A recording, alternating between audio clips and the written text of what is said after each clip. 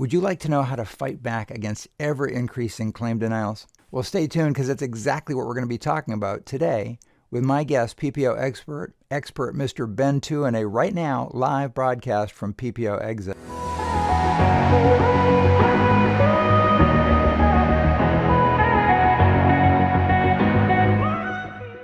Ben, thank you so much for streaming in. How are you this morning? Dr. Tom, it's a pleasure to be here with you today. It's a beautiful Saturday morning, and I'm so excited to talk about this topic that I feel is very important for the industry. So I'm looking forward to having some fun with you here this morning. Awesome. So I know our PPO Exit group, our movement, is anxious to learn how to fight back against denials, so we're going to dive right in. According to the claims data that's provided by a whole wide range of analytics companies like Dental Intel and so forth, some of the biggest problems with this are the buildups and the perio. They're denied so heavily by so many of the PPOs. Why are they doing that? And what are some of the solutions that our guys can do to maybe stop those claims denials from consistently happening? Yeah, absolutely. So a few years ago, Tom, I actually had a dental director for, well, I'll say Delta Dental. It was, he actually came in attendant. He was actually a practicing dentist at the time. And after the meeting, he came up to me and he said, Ben, there are two categories of treatment that every insurance company is going to increase their rate of denials. Number one are buildups, and number two is anything in the perio category, particularly scaling root planing. The reason why, so I did ask him why. I was like, why is that? Of course, I knew the answer, but I just wanted to hear it from him. um, since 2020, a lot of businesses had to shift revenue, right? They had to shift resources around to sort of accommodate with an increase in operational costs. And so, therefore, the insurance industry has always had a mechanism in place to sort of test denials for certain practices, right? Or test a lot of things, such as forcing practices to resubmit claims and things of that nature.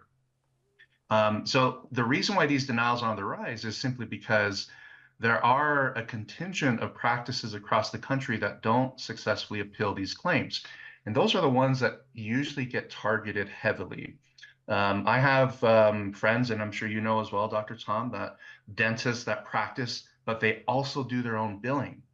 And interestingly, when you talk to those doctors, and the insurance companies know that those doctors are filing their own claims, which is something I don't recommend, by the way. Um, those doctors see very few denials. And that's simply because over the years, they've challenged the insurance carriers to an extent where the insurance companies get exhausted in dealing with certain practice owners or even billers that really hold the insurance companies accountable with the right appeal tactics and with the right references to laws that are actually enforceable. But to go back to the original question, why are the insurance companies doing this? Is because they've proven that they can, and it is a great method for them to save money. So before I leave that question, I remember when you presented at our retreat last year, you gave a really simple hack, which I'd love for you to share with our members here. What was the statistic of how many, was it 35, 36% will get appealed, and what was it, 65% are never even appealed? Yeah, so the new data that we're able to get a hold of since that time is every year between 60 and 80 million dollars worth of claims get denied. But every single year, only 5% get successfully appealed. So for Unbelievable. 60 million, that's only 5 million that goes back to, well, goes to the practice. But when you look further at that claims data, these claims are legitimate. They're clean claims. The procedures and documentation that was submitted according to the insurance guidelines and according to the American Dental Association, who owns the CDT definitions, the vast majority of these claims are 100% appropriate. So with that said, it's a problem in the industry that's on the rise because every year that number of successful appeals or the number of actual denied claims, it increases every single year.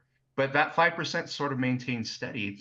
So one of the effective tools that we want to talk about, like for buildups as an example, a lot of times when buildups are denied, the insurance carrier may have not seen the word retention. When they're scanning the claim, retention is the keyword that they look out for. But even if you include retention, there's a chance that they'll still deny the claim. So my first level of appeal is just a standard appeal to indicate, tooth structure, a little bit more than the original narrative. Although if you included, like a lot of insurance carriers will say, if we see in the narrative a 50 or 60% number, 50 or 60% of the tooth structure required restoration, something along those lines, those are keywords that trigger the system to go ahead and process the claim. But we're seeing claims still denied in that fashion. So if you submit the claim correctly the first time around, your narrative is spot on in terms of what's required to get the buildup covered. My appeal is simply as we submitted all this information that you're asking for again. We're just going to give you one chance to pay the claim. Otherwise we're going to escalate this with our own complaint, right, to the insurance commissioner or whoever. So it's just a warning shot to say, hey, we're not going to play this game. You got to pay the claim because your guideline says that you cover buildups. If that buildup comes back denied again, I have a couple different options that I can take. I can respond to the insurance company with a copy of the American Dental Association's leasing agreement with that insurance company that basically says, as an insurance company, you're not allowed to change the code definitions. So on the denials for legitimate buildups, that's what we challenge and say, hey, the ADA says that you cannot change these code definitions, but you clearly are in an effort to deny this claim. If you're a member of the American Dental Association, you can actually copy the lawyers that are part of the CDT compliance in your emails to the insurance companies. What you typically find is that the American Dental Association, they do investigate these things on their end because they own the leasing agreement, they own the codes. So I use that, and that's effective most of the times. But in situation where it's not, then we would typically send a letter to the insurance carrier, a very strongly worded letter, and we would actually copy the insurance commissioner to begin with. We don't call the insurance commissioner, we just copy them on the letter. Sometimes we send a letter to the insurance commissioner, sometimes we don't. A lot of times if you send a letter, unless it's coming from the patient, the insurance commissioner will not accept it. Other times, there are some practices that actually have the patient send that letter to the insurance commissioner and to the insurance company directly. And that seems to have a more of a lasting effect with these insurance carriers, simply because if I, as a patient, submit a complaint to the insurance commissioner, under the law, the insurance commissioner has to review it because that's what the insurance commissioner is for consumers. And so the protocol is the insurance company would send a letter to that insurance company. The insurance commissioner would send a letter to the insurance company and basically say, we're investigating you for these reasons, for this claim. And almost always the insurance company pays up because they don't want this investigation to result in the insurance company being fined by the insurance commissioner. So that is sort of a long-term fix. Like we've applied that, and claims denials for that company tend to come down and they just disappear over time. I love that. And that goes back to what you said originally, which is you're going to get a reputation as a doctor who's not going to give up, and you're going to exhaust them and their resources, and they don't want that. So you probably will get a higher percentage of acceptances the first time through thereafter. Yeah, it's sort of the concept of when you send a strong message to a bully that you're not going to be bullied. Mm-hmm. A lot of times the bullies, they leave you alone, but they continue the effort by targeting somebody else, unfortunately. Yeah. So we all need to know that this happens so that we can, be ready to fight whenever, we're. But those are some great gems and hacks, and certainly involving the patient and having it templated and ready to go. They don't have to do anything other than sign it and mail it. All right, so let's talk about bundling. There's a lot going on these days where the buildups are bundled with the crowns, pulp caps are bundled with some restorative procedure. What are some legitimate solutions to get these claims unbundled so that the secondary item is paid for and not bundled in for free? Yes, excellent question. So there are some policies and procedures. Well, there are policies and procedures that insurance companies write on how they pay claims, how they want you to submit the claim. And for companies like Cigna, as an example, if you don't call them and report the seat date for that crown and you performed a buildup on that tooth, chances are they're going to bundle the buildup with the crown reimbursement, mainly because their resource policy on how they pay for the buildup says that unless they receive a seat date from the practice, they will not pay for the buildup. It will always be bundled. So there's a lot of procedures like that. And so it's always a good idea every year to obtain what's called the dental resource guide from every major insurance plan that you submit claims to. And sometimes they call those manuals policy and procedure manuals as it pertains to coding. Be very careful as you review those, because I have caught situations where the policies on bundling contradict what the code definitions are, and to me that's a violation of the CDT agreement, which we point out to the insurance carriers whenever they make excuses on why they're not paying a claim that's outside of their own resource guide policies. So that's one area to really understand: is the buildup covered as a standalone procedure? If not, then what are the definitions? Now, pulp caps, it's a different story with pulp caps, because insurance companies do cover pulp caps, but the resource guides say that they will only cover the pulp cap if it's performed on a separate date than the restorative procedure that would follow, right?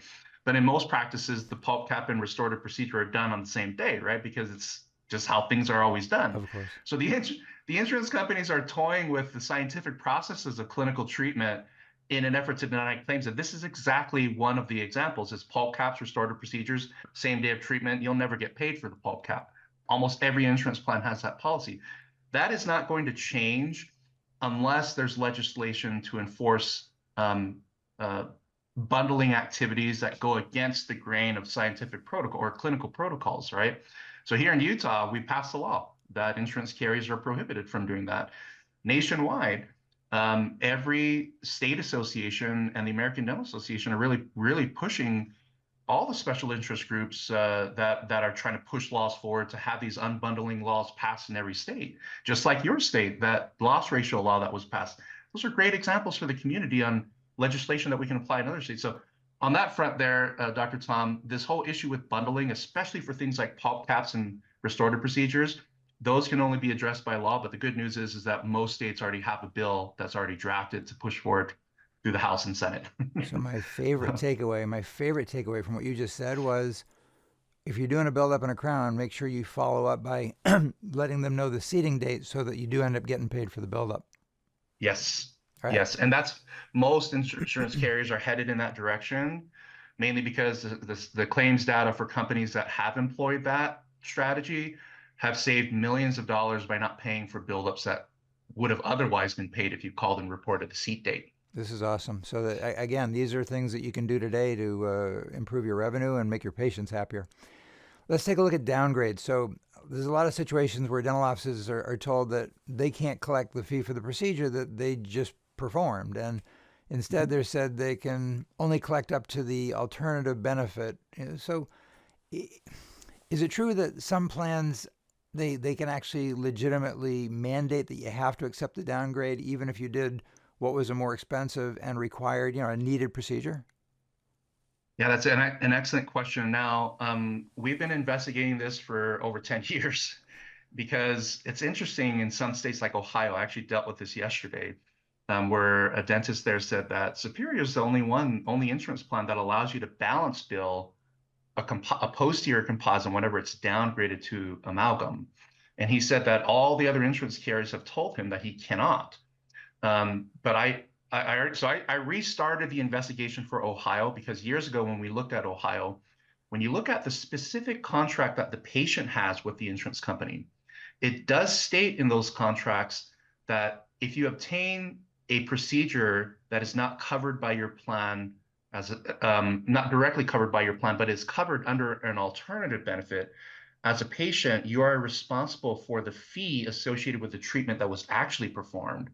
And this is language that exists in every agreement between an employer and an insurance company, or a patient, a direct patient and an insurance carrier. So as it stands in terms of the downgrades, unless somebody has any other information out there, we're constantly looking to make sure that this advice would stand in court if any of you were challenged. It's my understanding that this is the case in every state, that the contracts themselves with the insurance companies and the patients, they do tell the patient that they are responsible for the fee for the procedure performed, even if that procedure is an alternative benefit is used to give you some coverage. Unreal. So If you're experiencing this problem in the industry, keep in mind, I mentioned that we're constantly studying the facts on this. I've yet to be challenged on the nationwide global statement that this is applicable in all states, because we have seen the contracts in all states between patients and insurance companies, and they say the exact same thing on this issue. So, So the key on that one is challenge it. yeah, you want to challenge it. Yeah. The EOB should reflect that. Yeah. And for the most part, when I look at other claims data, even in Ohio, every most insurance carriers would actually show that on the EOB. Some are not, but that's totally by mistake. You could appeal that. Situations where patients complain, especially you most certainly want to get the EOB to match the reality of the situation where you're entitled to collect up to the procedure fee. Okay. So downgrades, are there some that just aren't legitimate? I'm thinking like if you have two quadrants of scaling and route planning and they're billed to insurance and the treatment is downgraded by the insurance company to a pro fee, can they do that? Is that legitimate in some circumstances?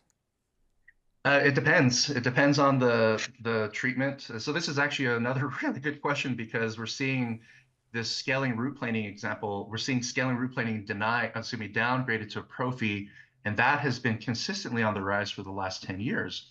So if the treatment is 100% be backed in terms of it being a legitimate diagnosis for the patient, and as well as if there's perio coverage, you verify that the patient's plan design covers scaling and route planning. At that point, I would have some suspicion as a biller or a practice owner to say, okay, there's something close to claims processing fraud that might be going on here. And the reason why I say that, I know using the word fraud is a very strong word, but the reason why is because when the patient sees on their EOB that the insurance is only going to pay for healthy mouth cleaning, a pro fee, a lot of times patients are misled and they get upset at the doctors. Like, it kind of sounds like you may have overtreated me or overdiagnosed. And if the patient is in legitimate perio disease and they need perio maintenance and protocols, at that point it becomes an ethical it does become an ethical and a borderline legal issue with the insurance company, because they're misleading the patient about their true condition, and they're engaging in claims processing that does not match the original claim and the true condition of the patient as outlined in the claim and the Yeah. narratives. So they are personally re-diagnosing, which they're not allowed to Exactly. do. Yep. Yeah, and that's something that you want to mention in your appeals. Is A lot of practices are afraid to be very strong in their language with insurance carriers, but you have to, and you don't have to be unprofessional. I would not be unprofessional, but I would call out the fact that, hey, it looks like you're trying to re-diagnose treatment here, and according to our dental board, you need a license and certain pro. You just go through that whole process to explain to them that they are not licensed to diagnose treatment whatsoever, but that's what's going on here. So give them one chance to correct the claim. Otherwise, you will be working with the patient to report this to the insurance I commissioner. love So the that. patient will, yeah. And the last thing I'll mention on that, Dr. Tom, is when we threaten insurance carriers with action, the one thing that I've seen that's missing a lot is that the statement of, we are going to work with the patient to run this through the insurance commissioner for assistance to enforce the policies regarding claims processing. Insurance carriers get nervous when they feel like the patient is going to get involved or the employer is going to get involved, mainly because there's a pattern of employers now hearing about these complaints and switching from one dental plan to another Yeah. based upon the experience that they're now learning, that they're about how their insurance plan is not paying benefits that they're paying for as an employer, right? So, I yeah, love the idea of tying that in instead of just as you just said, instead of just we'll be working with the patient and we'll be notifying the insurance commissioner, but adding in and including reaching out to the HR department of XYZ Corporation as well, who holds the mhm, policy or who purchased the policy. These are amazing. yeah, I got to say, I know it's a Saturday. I know you're with your family and you guys just got back from the vacation and I have a big day planned today. So I appreciate you taking the time away from the family on a weekend to share with our PPO exit community. So my question would be, how can folks get a hold of you if they would like your help with negotiations, credentialing, umbrella analysis? How can they get you? Really appreciate that, Dr. Tom. And quite honestly, it's a true honor to do this with you today. And thank you for the plug. So our company is called Veritas Dental Resources. You could visit our website. It's just veritasdentalresources.com. Veritas is spelled V as in Victor, Eritas. So veritasdentalresources.com. You can email me, Ben at veritasdentalresources.com. Or if you want to call, it's the number is 888-808-4513. And we'll make sure all of that is in the description below as well. So whether you're with us live or you're watching on one of the replay formats on Facebook, YouTube, or any of the other platforms, thank you so much for being part of our PPO exit movement, and have an amazing weekend. Take care, guys.